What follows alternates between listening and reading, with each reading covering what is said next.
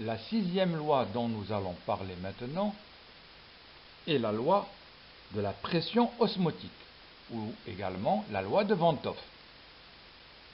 La pression osmotique est l'une des principales causes du mouvement de l'eau à travers les membranes cellulaires et des couches de cellules. Elle se définit comme la pression hydrostatique requise pour bloquer le passage de l'eau à travers une membrane séparant des solutions de composition différentes. Dans l'exemple en face de vous, on considère deux compartiments séparés par une membrane perméable à l'eau, le compartiment A et le compartiment B, mais imperméables aux deux solutés.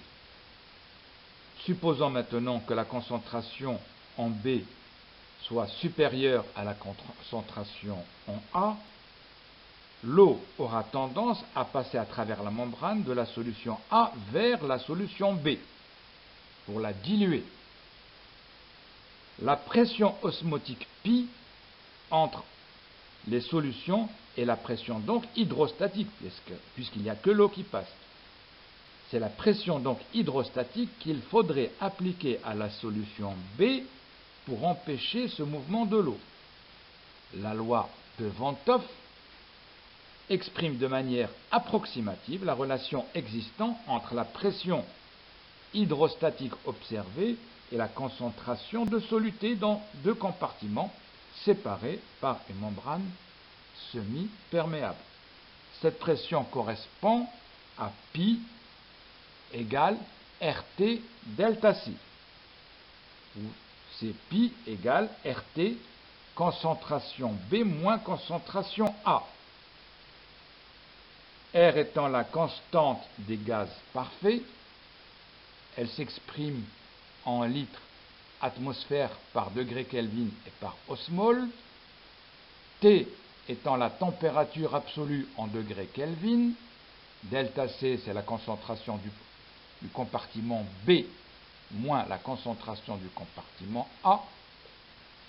Et pi étant une pression, elle s'exprime dans ce cas-là en osmole par litre.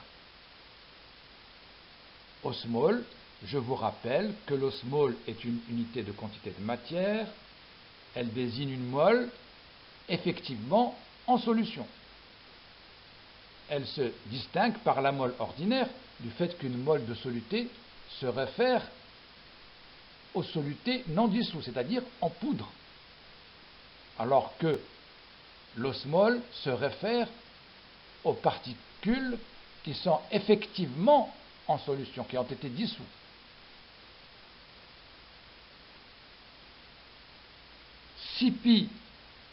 Si nos calculs nous donnent un pi supérieur à 0, obligatoirement, il doit y avoir un mouvement d'eau pour équilibrer la différence de concentration. Dans le cas des hématies, et pour autant qu'il s'agisse de variations limitées, toute différence de concentration de soluté avec le milieu extracellulaire entraîne obligatoirement un flux osmotique d'eau qui corrige cette différence initiale. Dans le cas des hématies, c'est-à-dire des globules rouges ou des érythrocytes, on l'appelle, cette pression osmotique, on l'appelle la pression oncotique. Cette pression oncotique intra-érythrocytaire résulte surtout des molécules d'hémoglobine qui ne peuvent quitter la cellule.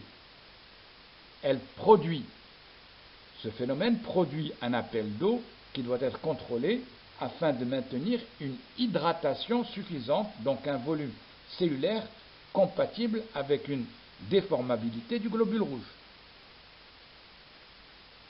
Cet excès de pression oncotique est normalement contrebalancé par un contenu en sodium très inférieur à celui du plasma.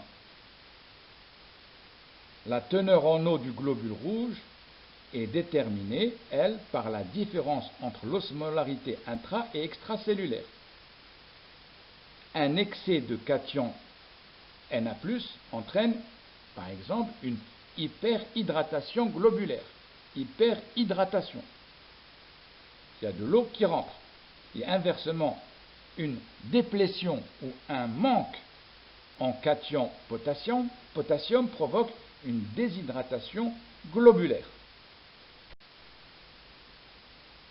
Si l'on considère la cellule végétale comme un osmomètre, la loi de Van 't Hoff explique les différents états de la cellule, la turgescence, l'isotonie, la plasmolyse, qui traduisent soit l'excès, soit un manque, soit au contraire un équilibre aqueux entre la cellule et l'extérieur.